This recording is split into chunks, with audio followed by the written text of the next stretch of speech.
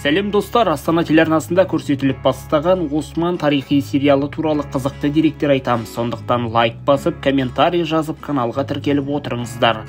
1281 жылы Ертоғырлы би қайтыс болып, тақ бірінші Османға бұйырды.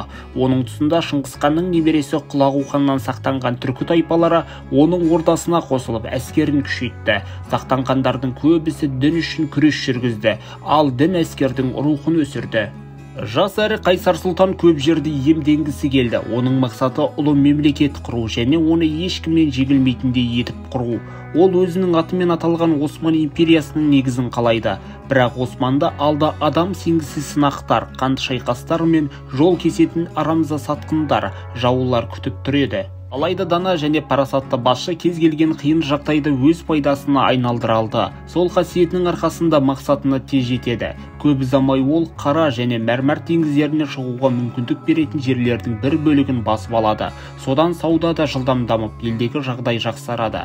Бірақ бұл аты тарихта қалған ұлы басшының жетістікке жету жолында жасаған алғашқы қадамы ғана болатын.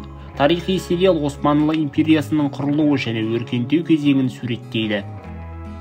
Осман сұлтанның рөлін танымал актер Бурак Өзчебит ойнады. Сериалға Тамир Икик, Эмре Барсалак, Камболат Көркем Арслан сынды танымал актерлар да үлес қосты. Сериал 4 маусымнан тұрады. Қазақстандық актер Берік Айтжанов ойнаған Найман персонажы да осы соңғы маусымында шығады. Сериалға түскен актерлар туралы қызықты видеолар шығарайық па? Олай болса лайк басып, комментарий қалдырыңыздар.